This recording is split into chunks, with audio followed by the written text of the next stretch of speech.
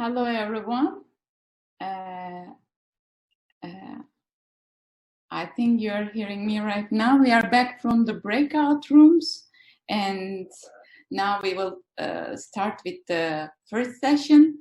I am Esra from Agile Turkey, and today I'm really excited to introduce you our guest speaker.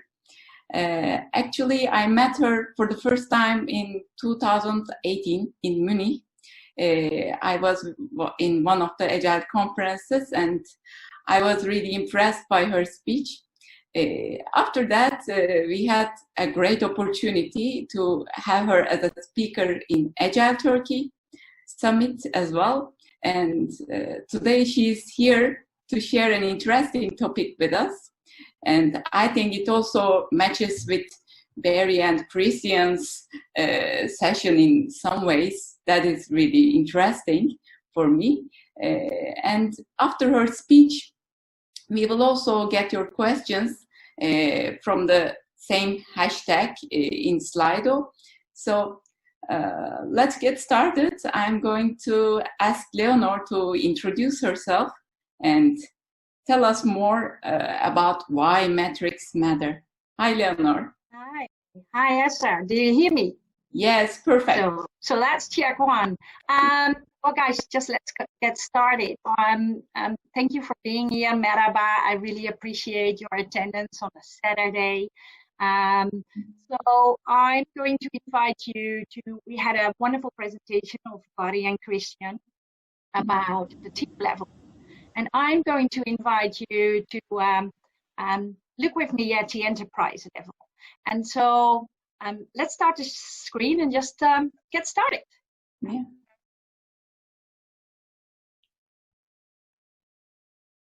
See if we can make it work. I have trouble. Yeah, so you see my screen now, probably, do you? Yes, we see it clearly. I want to make sure you see the very first slide by itself. So I called my presentations Metrics Matter More Than Ever. And I hope to take you through it and show you why I think that is the case. So just a little bit about me. And thank you for the introduction, Esra. We had such a wonderful time in Turkey, and I brought my whole family. And I'm still so excited about being in Istanbul and spending some time with you. So I have two jobs. I am the lead Agile Enterprise Coach for ING. And in that role, I train and coach executive boards for ING. And I train and coach the lead Agile coaches. And I'm trying to learn to do some organizational design, but you should not call me for that because I'm not very good at it yet. I'm learning. And I'm also, because I wanted to see different companies and not just banking, I'm also the owner of a company which is called ActAgile.com. And in that role, I see and help with whatever I've learned in the past decade, other companies outside of banking. So this is just a few pictures. I promised my guys at home not to put them on the slides because then they will be on YouTube one day. But my dogs, I couldn't ask them for permission, so I just decided. So one of the things, the amazing things that I was able to do in the past few years was also being part of the World Agility Forum, and that's one of the pictures you see in here. But let's get started because this is so not about me. Why do metrics matter more than ever? So I think that the crisis tests our agility, and it tests us in a big way. I've been teaching so many people that they should be welcoming late change, the changing requirements even late in development. Mm-hmm. But let's be honest, in the past few months, for most of us, life has drastically changed. And even though I've been teaching welcoming late change, experiencing yourself can be quite a little bit harder. And because for some of us, life is not as much fun as it was before COVID-19, probably for most of us. And so I think this time actually invites us to see how agile we actually are. And to be honest, I failed that test a little bit because I was so grumpy, because I saw in my calendar all kind of beautiful work that I would be doing in Iceland. I didn't see Iceland before, and in Madrid and all beautiful places. And here I am in my own home, trying to keep working. And so I want to talk about, so how do we know that we stay on track as human beings, but today it will be about enterprise. So I think we need to set a clear direction. We always should. But in this case, we might need to reset it. So some companies that I'm helping as an agile coach need to make new plans. You can imagine if the company is an airline, they need to come up with absolutely new things to talk about how do we cope with this? How do we make a new direction? And so if we need to reset a clear direction, that means we also need to design for the new normal. And I don't like the word new normal. Maybe because I love the old normal so much, but I think new normal suggests that it will be a big change, and we're not even sure. But whatever we know currently today is that we need to do some design thinking, we need to do some scenario, and I like to use the word scenario thinking and not scenario planning, because planning to me suggests that we know what's next, and we don't. So we have to design for the new normal. And I'm an executive coach, and what I see in my practice is that our C-level people, they were invited to come back on the dance floor. I call it to come back on the dance floor. Because some of us are still in the teeth of the crisis.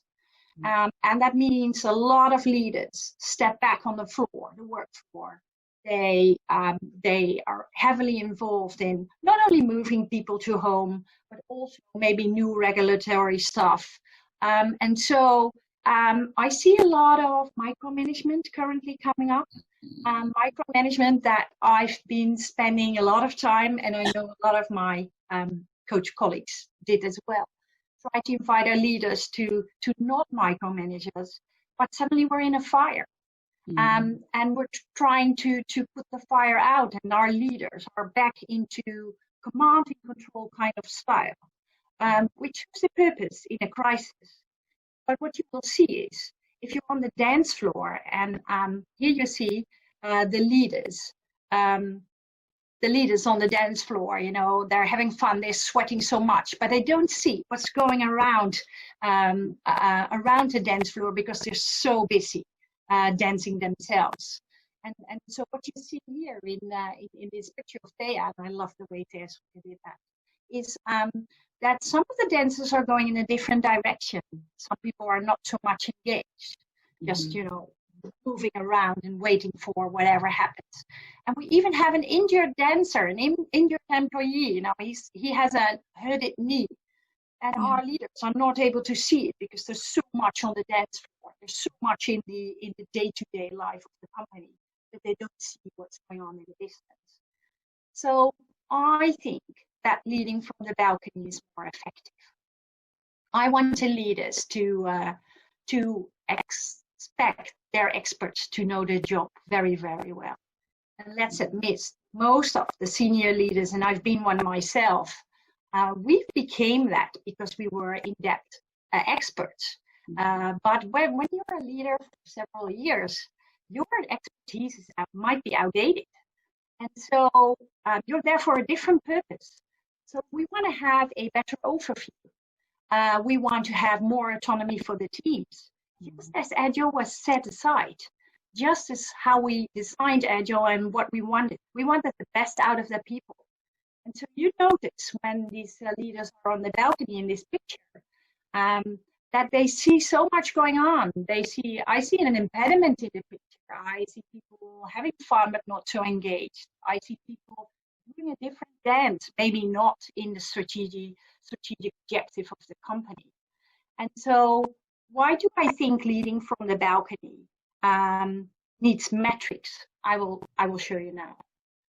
So we need to steer on metrics. We should go on the more higher level to see on the organization how the organization is going on as a whole.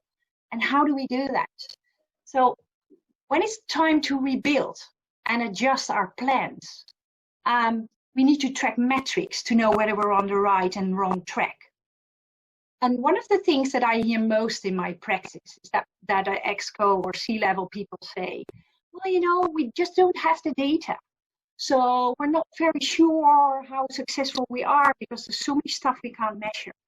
And I can tell you that is not true. You can always find stuff that you can measure. And you need to do that because otherwise we're so busy on the dance floor that we don't see where we're going. And these are 3 metrics that come from Jeff Sutherland's work. So one of them is mean time to resolve. And actually what it says is if we make a mistake, and of course we all do that, how much time does it take us to undo the mistake?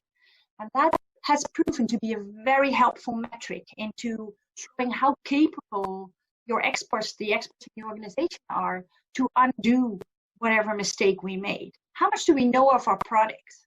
How many legacy stuff, you know, hairy code is in there? If there's a lot of hairy code in there, that probably means it takes us a lot of time to undo the mistake. The third one is lead time. So if we come up with an idea, how fast can we ship it to the client? And we know for sure that if we make our ideas smaller, then we can ship faster. And that's exactly what we go for in Agile, because if we make it too big, we probably will never launch.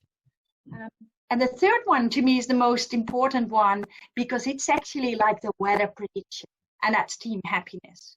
Yeah. So, team happiness is the first metric that goes down if your organization is not going in the right direction. People are not very happy. And I know for sure, and I've been doing that for quite a while, that if I measure team happiness, then that means if it goes down, that probably MTTR and lead time will go in the wrong direction as well. So it's a highly predictive metric. And you know, if you don't have a cool app or any other data, you can just know. I remember in one of my clients' company, we just bought 2 faces and ping pong balls, and we just put in a happy and a crappy face on the faces, and just ask people, put in a ping pong ball when you go home and let us know how happy you are. So don't come up with the excuse you can't measure because you can. So introducing an OBEYA can be very helpful to help you collect the right metrics. And this is a picture of Roel Lauwhoff, the global CEO of ING Bank. And he's actually standing here in one of the OBEYAs that we use in ING to steer on the organization as a whole and to know how we're doing. So an OBEYA brings maximum transparency.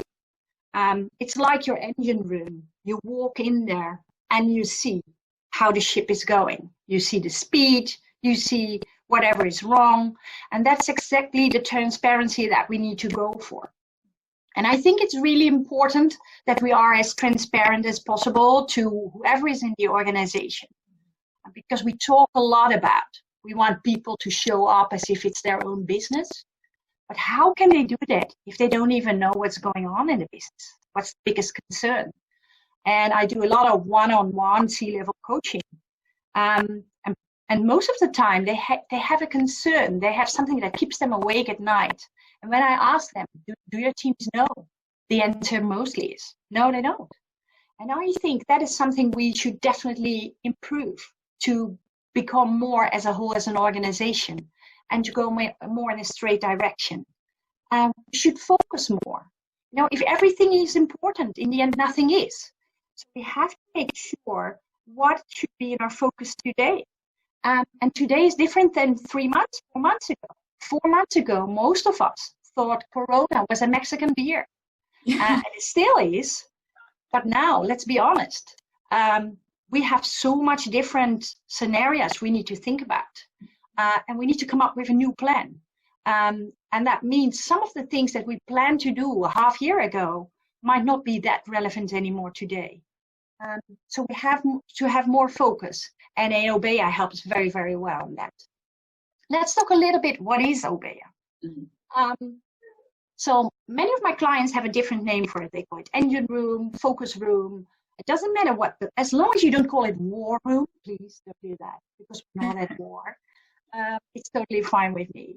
So OBEYA, I learned from a Japanese team. It's actually pronounced as OBEYA, and it means large room. And it comes from Toyota. It was originally used for the design of the Toyota Prius. And here it says, Sam McPherson's definition, and it says, it is a dedicated space as well as time for coordination and problem solving. And it's designed to minimize visual management is key. If you go in the walls, if you go in the OBEYAs, the walls, well, it looks a little bit messy. I love it when it looks messy. Quite often I come to clients where they have installed an OBEYA, but it's not working really well for them yet. And then I go in that beautiful room and then it looks so beautiful, right? It's like a painting, but it should be messy because we work with it every single day. It has a lot of data in there and it's for everyone to be entered so that every team member can see, review and act upon whatever is on the OBEYA wall. So we're looking for autonomy and alignment. And I know the people in this section, I don't need to tell them what Agile is, you know very well. We're looking for the right balance between autonomy and alignment. And how do we do that in the way that Henrik Nieberg depicted so beautifully in this picture? So we need to find out how to cross the river. And we need to trust the teams to be able to do so.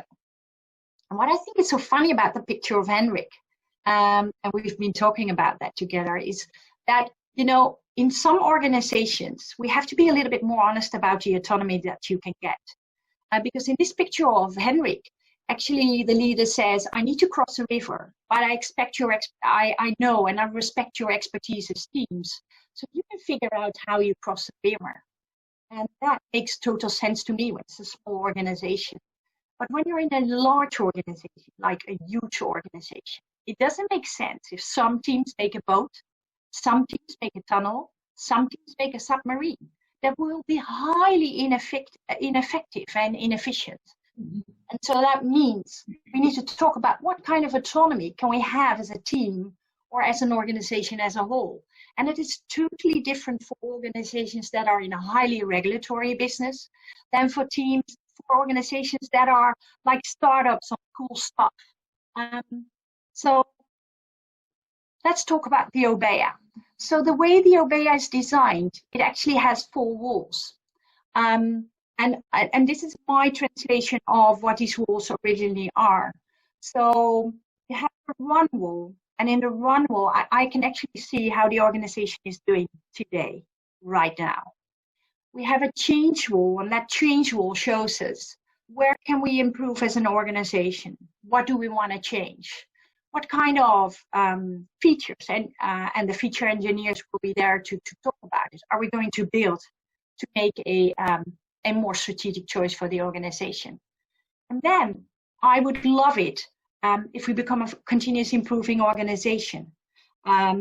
It's exactly like Christian and Barry talked about, you have to find a way, the drive to improve. And the drive to improve is something you can use on the improvement wall. And then I love the 4th wall, which is an action board. And in that action board, we try to have the management meetings in there, but also look at the impediments that are in the way of the organization, that are in the way of the teams doing the best they can. So this is a huge slide, and I'm sorry for that because I don't like huge slides, but I know it will be shared with you later on, so probably you can read it if you're interested. So this, for me, shows how it all links to the strategy of the company. So you have the performance wall, I call it a run wall, and there it says the current score on all strategic matters. It's the metrics that are commercial, it might be your risk metrics, something to do with HR, like, churn, employee happiness, illness rate, stuff like that. And then you have the portfolio wall, which I call the change wall. It's what do we need to deliver in order to bring more value to the customer, or in order to face the crisis of COVID-19 better. Then you have the improvement wall. is how do we look in the mirror all the time as an organization, everyone working in there, and to see how we can become better each and every day. And I love the way we do the improvement. It has a lot of lean background. The whole OBEYA has a lot of lean background. And we use KETA or A3 for it, just to make sure that we can improve our organization. And then you have the action board. And the action board shows what's in our way of becoming the best organization we can. What is in our way of achieving what we want to achieve. And the fun thing is that I'm very grateful for the shift that has been installed in the past few years. Usually when I talk to an ExCo team and I ask them, what are your top 5 priorities? They could come up with 5. It was easier for them to come up with 25, but they can come up with 5. When I ask them, what's in the way of your people? What is in the way of doing the best you can as an organization? What's your impediment? Then they struggle a little bit. It's harder for them to find it out. And getting these impediments in the OBEYA makes it clear for everyone. It might be test environment, that's quite a lot, that happens a lot. But it might be something else as well. And we need to talk about what's in our way. And then there's the action board, which is the part of where the ExCo teams stop doing the 2-hour, 6-hour meetings every week, but just do a stand-up like everyone else in the organization. Talk about how do they need to work to get the organization and to be more like a servant leader and get the people in the best flow and the organization in the best flow they can. So the value of an OBEYA, I made 2 slides of that just to give you an idea. So it gives us a 360 overview of the company's performance. I can just walk in an OBEYA and I can see by the exclamation marks, by the done signals, this on the change wall, this is what's happening, this is what we're concerned about. So it gives a very clear view. And it doesn't matter whether your company has 200 employees or most of my clients have 50,000 or even over 50,000 employees. You can still use it. The second value of an OBEYA is it helps us to translate and slice the overall company goals. Because the company goals are usually written on the wall. They're beautiful right there. They're like big ambitions. But we need to know what baby steps do we set to actually achieve that goal, to reach that goal. The way we use OBEYA, it helps us to make these big ideas into smaller increments and to talk about, does it still make sense to do the next baby step to reach our goal? The third value of an OBEYA to me is it improves our flow. We've been talking about it. It takes away the impediments. It fixes them. It gives clear ownership and who's about to fix the impediments. And it helps with our focus. So that's the 4th value. And then we have the 5th. It brings clear ownership. And Lean calls that catchable, accountability. It's like, you throw me a ball, a virtual ball, and I catch it. And I look into your eyes and I look at the ball and I know this is my job and I commit to taking care of it. That doesn't mean I can always do it because some things might happen, but it means definitely that I know it's my job and I will do whatever I can to fix it. And then you have the value of the way we meet. I think a lot of meetings in organizations used to be utter waste. I've been a manager in 18 out of my 20 years in ING. And we had a lot of meetings that were utter waste. I was physically there, but I was mentally there. I was like your seat warmer, right? I was in the meetings. It took too long. There was too much information in there that it was not needed for me. So the OBEYA allows us to very, very short meetings with different roles in the organization. For 15 minutes, 30 minutes, 45 minutes. They have a clear goal. We always start a meeting with what is the goal of this meeting? How much time does it take? And we always wrap up with who's taking what action. So it's very crisp and clear. And an also important value of an OBEYA is it empowers us to more value creation. It makes visible what the impact of our initiatives are. It makes very clear what we go for. And it checks our hypotheses. And because we do a lot of input metrics, we visit 100,000 clients the next month. Well, it's very interesting. But I don't know whether that's a waste of your time or actually contributing to one of the goals of the organization. And so if we get that value creation conversation more in the OBEYA, that will help each and every company, it doesn't matter in what line of business you are, to be more successful. And it invites for continuous improvement. And I just put 2 pictures in here because that's exactly how we do it. We get a metric in there like employee happiness, and we do a magnetic frame around it when we have the new data in. And either we like the data or we don't. Oh. So let's say we have a goal of everybody being happy 70% of the time, of the employees minimum. Mm-hmm. So that means if it's 75%, I can put a green frame around it because I'm happy about it. And that means we probably don't need to do any additional stuff to get it better.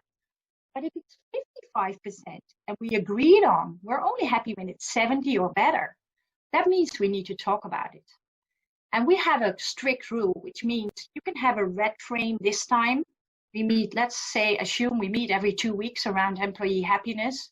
It can be a red frame this time, but if it's a red frame next time too, we need to do some additional stuff because we have 2 options. Either we have to lower our bar and say, this is COVID time, people work from home, it's harder. So maybe 70% happiness is hard to achieve. So then you lower the bar, or you say, we need to do some additional stuff because our teams are not very happy. Might be about the remote tools. In my company, we're not allowed to use Zoom anymore, and it affects us because it works great as it should today. So an OBEYA and its metrics, it helps our leaders to stay on the balcony and to steer and assist effectively when needed. And I think getting the metrics in, even though they're not perfect, even though some of the metrics you want to steer on later on, we don't have it today, just hanging them off on the wall is a very clear oversight on where the company is going and where attention is needed. And finally, I would love to say, it is not about the 4 walls. It's about the conversation within. It's not about the metrics. It's about what do we think about it? How do we act on it? It's about the conversation that we have and the focus that we have in dealing with our impediments. Because in the end, it's individuals and interactions over processes and tools, as our manifesto says. So let's see together and learn together and then act on the metrics that we have and make our organization, our work, our domain, our team better every single day. Thank you. Thank you, Leonoor. It was really inspiring, and it was a good example of seeing the big picture and acting collaboratively on it. Actually, I'm wondering a couple of things, and I will keep it short because I think we have 10 minutes for Q&A and those small questions. I'm wondering, since you experienced working with OBEYA, do you have a real life experience how it impacted your work?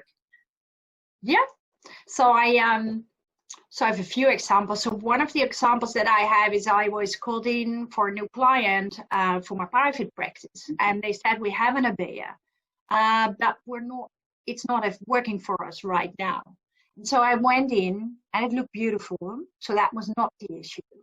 And then I said, so how come it doesn't work? And then we had a conversation with people in the organization about why does it not work. And actually what it said is, we don't know how to translate the bigger goal of the company into my OKR as a team, into the smaller goals. And so what you actually saw is when we invited the teams to put on their OKRs on the wall, we actually saw the mismatch between what teams were individually going for, well-intended, with their high expertise. And then we found out that if we collected all that data, that didn't add up to what the exco wanted as a strategic vision for the company. So that's one of the examples, Ezra. One of the others is I once had a client that had a big, huge commercial opportunity, and they wanted to address it right now. And because we were in the OBEYA, and we were sizing the change work in t-shirt sizes like small, medium, large. We don't do extra large because extra large is too big. And then we had the conversation about, okay, this is a cool opportunity. The teams thought it would be a large initiative. And so we walked to the wall and said, okay, so we decided we want to take this commercial opportunity. It's large size of work. So that means we need to take something off the wall that was large, because we were planning to do that, but we can't do additional stuff. And the fun thing was, even though they liked the new commercial outlook, they didn't know which one of the current initiatives they would take off the wall, because it's like, yeah, but it's all important. Yeah, but you can't do all, right? Because if I do not allow for change in scope or in time, then the only thing teams can change is the quality of their work. And that will highly affect how they feel, and that will highly affect the reputation of your company. So it helps to visualize the amount of work you're currently working on. Yeah, that's also important about that. I am also wondering, have you ever faced any resistance about transparency? Because you know that you can make up those room and that room, and you can put all the metrics, but people may not come with enough transparency or enough courage to show that, if that's not very well going data. Sure. So, you know, we love to be proud of our work. And so it's not fun to show something that is not according to our plan or according to our bar. Yeah. And so what you see is there are things, you know, transparency is a very vulnerable thing. And that means that if you hang data on the wall and you have visitors in your company and they see the whole strategic roadmap for your company, then you need to make sure that you make them sign an NDA or that you limit the amount of visitors. Make sure that not everybody has the data. So we have clear rules. And the rule in my company is there's only two things we don't hang on the wall. It's client data, like directly linked to one client, and employee names. That's the only thing we don't put on the wall. Everything else is there. And if you do that, then you have to be very careful who's entering the room. So you might consider, even though I don't like it, to be honest, to put the room on a lock if you're not sure who will be entering, and just allowing people to go in there who should be entering. Yeah. So that's transparency with a lock. I know it doesn't sound good. It's not my dream. I love it if you can share everything, but we have to, you know, be wise, because you're not sure. Yeah, you are right. I need to go to the questions in Slido, I think. Otherwise, I can talk to you like 1 hour more. We will do that later, Ezra. I need to know how your Italian husband is doing, but you can tell me later. Yeah, that would be cool.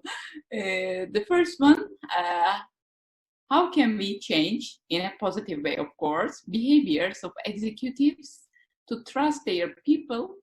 Let them solve the problems in a self-organized way. I love that. So I have to tell you, I've been working with Exco for 12 years or so. They're human beings just like us. And they have the most to lose, right? They have the title. They were, you know, so they've been rewarded for behavior in the past, I don't know how many years, that we suddenly don't like anymore. You know, they've been rewarded for detailed knowledge, for micromanaging, for, you know, maybe even yelling around. Interesting. So, yeah. Well, so let's be honest. We need to be gentle with them, and we have to do two things. The executive coaches should mirror them on how much autonomy they give to the teams, but also we as people on the work floor should be a little bit more courage in saying whatever we experience. So not talking about our leaders, but talking to them. And you will be amazed by how approachable, how human being they are. They are, and they deserve our respect. But we need them to do a different thing. And it's very scary for them. So they're giving up on stuff that they were very, very fond of. Even their offices, right? We don't have offices for the Exco anymore. They're just on the work floor like anybody else. So trust them that they are just concerned that we will break something that is dear to them, like a very important thing.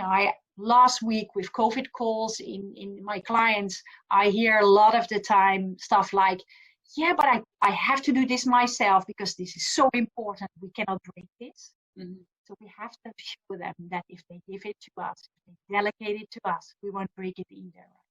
Yeah, so communication has both sides, two sides. We cooperate with that. I agree. That's a good point. The other question, what are the practical steps to roll out an OBEYA? So just start with the 4 walls. If you don't have 4 walls, just do 2, just do run and change. And just start with, ask whoever is in the team, when are we successful? And just put on the wall like sticky notes and say, well, it's profit and loss, of course. Yeah. It's risk, something with risk. It's happy people. It's, of course, happy clients. And then find out. So start with it very messy and then find out what can we measure today? What do we want to measure in the end, but we can't do it today? And just, gradually grow in there. And just be aware it is a continuous improving road. Even today in ING, we have fantastic OBEYA masters, and they still changing the OBEYA after whatever we learned. So it takes a while. Don't be scared. Just start somewhere and have the conversation. Perfect. Is that possible to design a virtual, simpler, and effective OBEYA room in the new normal era? Yeah, good question. Yes, it is. Yes, it is. But it's not. I'm an agile coach, so I just love to have the smell of the place, as we call it. Yeah. So I really think it's hard to do an OBEYA virtually, but you can do it, and it's done. And so that means we need to find a way to all see the data.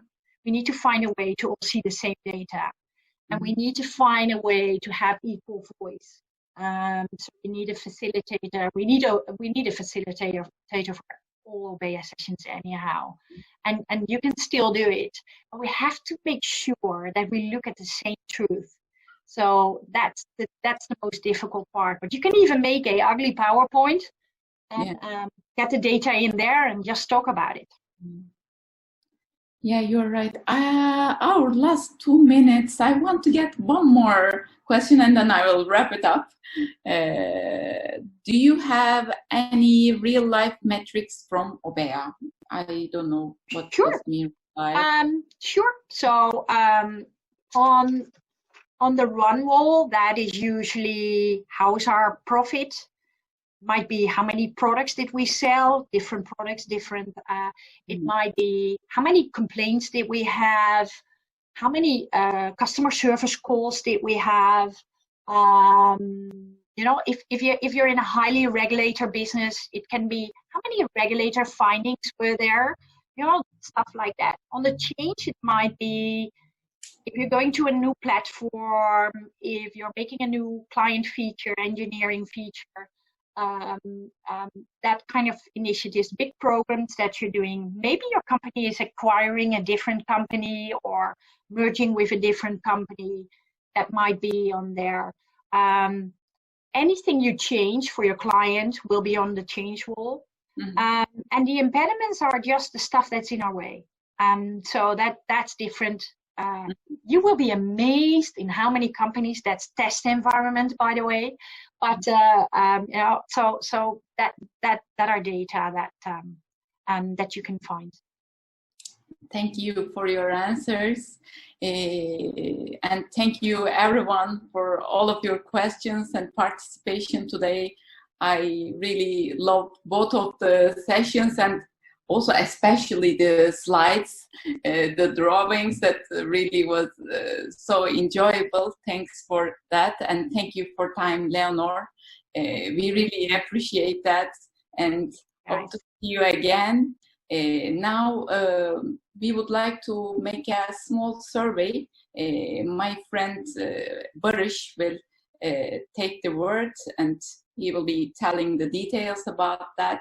So see you, Barış. So thank you very much, ladies, and it's great to see you again, Leonoor, at Agile Turkey scene. You are a true friend, so thank you very much for your time and effort and your experience and generosity for sharing your knowledge with us. So thank you very much all attending today. So we are going to have a very small survey, as Esra mentioned. So I'm going to share my screen right now, and you are going to see a Menti survey. So please go to menti.com, as you can see on the top side. Please use the code 640369, please. So we would like to ask you that, would you recommend this online Agile Talks to any friend? Please be brutally honest about your ideas on this.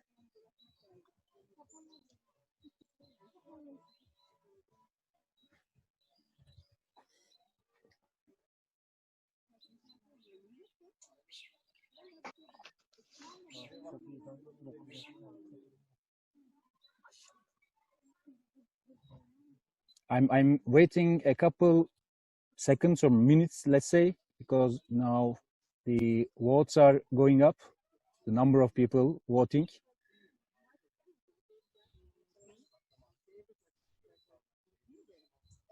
Also, while we are waiting, I would like to thank to everyone, and Leonoor also. I wouldn't have the chance to thank you.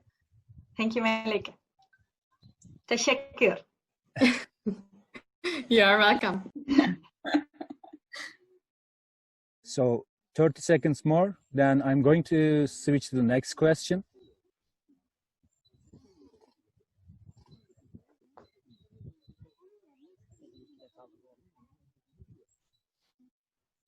Okay, I'm going to the next question right now. Sorry. So what would you like us to do differently at the next Agile Talks, Online Agile Talks? This is an open-ended question. So please, again, be honest about the way of that we are doing this event. Did you like it? Or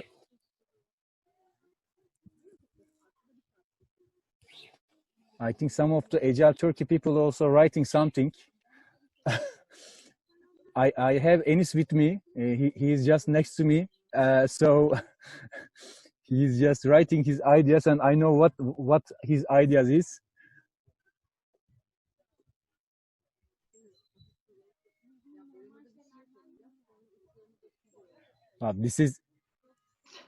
This is fantastic. Have the same speakers every time.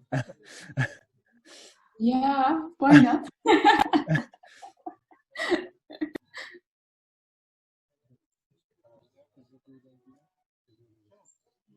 So I'm going to wait a couple minutes here. Maybe like 1 minute more. And also please do not hesitate to reach us through our online channels as well. Through LinkedIn, Twitter, Instagram, any digital channel, you can reach us. So you can share your ideas again through that way.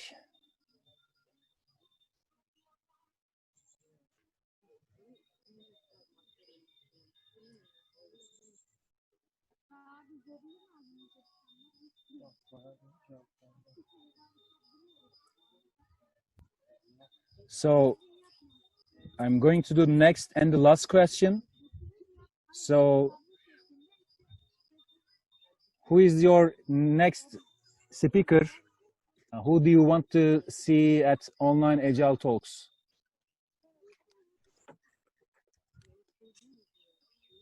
You can write the people from Agile Turkey team, maybe.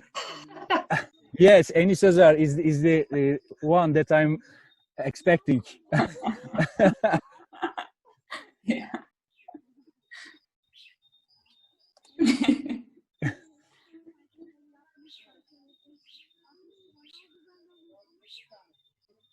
Oh, Melike is on the list also.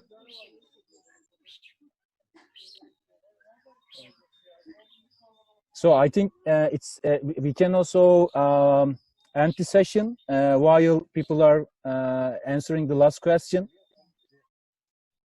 So Esra, should I switch to you again for closing? Okay, it's okay. Thanks everybody. We really appreciate that you join us today. We are really like a family in the community, so we love to share the experience, the knowledge, and so on. So thanks for joining us again, and thanks to my team, and thanks to our important speakers that really shared their times today. So see you on the next Agile Talks event, and take care. Bye. Bye bye. Ben de görüneyim. Bye.